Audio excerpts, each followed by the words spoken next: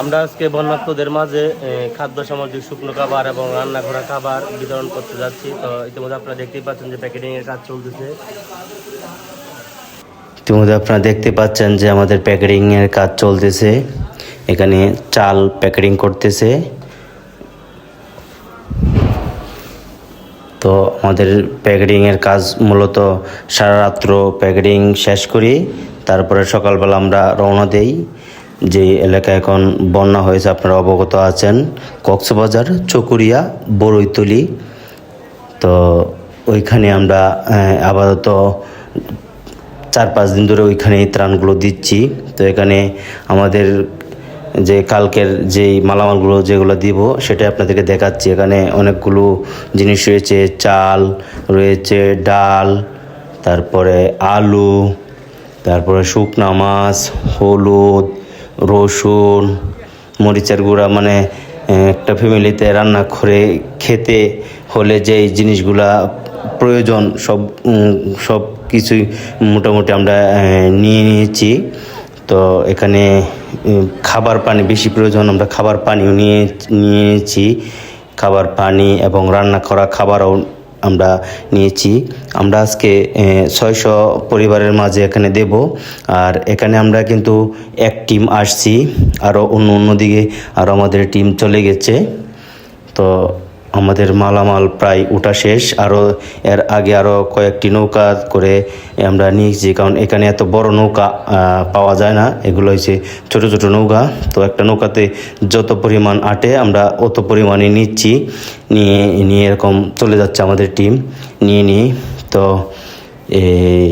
এর আগে আমরা নিয়ে এসেছি ট্রাক দিয়ে। তো ট্রাক খালি করা হয়ে গেছে, ওখান থেকে এক জায়গায় নামায় দিয়ে বিভিন্ন জায়গায় যাচ্ছে। তো আমাদের গাড়িতে ছিল, এখানেরগুলো আমরা নামিয়ে যাচ্ছি। এরপরে এই আপনাদেরকে যেটা দেখাচ্ছি সেটা হচ্ছে কিরা, এই যে দেখতে পাচ্ছেন যে পানির এলাকাটা, এটা পুরোই পানি দিয়ে একদম ডুবা ছিল। আরও আমরা আজকে 5ম দিন, মানে যার কারণে পানি এখন কিছুটা কমছে, আপনাদেরকে দেখাচ্ছি। তারপর আপনার ভিতরে যাব, ওখানে দৃশ্যটা কিছুটা দেখানোর চেষ্টা করবো আপনাদেরকে। তো এখন আমাদের মালামাল তোলা প্রায় শেষ, আমরা এখন রওনা দেব। তো এই হলো আমাদের মূলত বন্যার্তদের মাঝে যে খাদ্য সামগ্রীগুলো আমরা নিয়ে যাচ্ছি, এটা আপনাদেরকে কিছুটা দেখালাম। তো ইতিমধ্যে আপনারা দেখতেই পাচ্ছেন আমাদের নৌকার মধ্যে মালামালগুলো তোলা শেষ। তো ইতিমধ্যে আমরা এখন রওনা দিচ্ছি।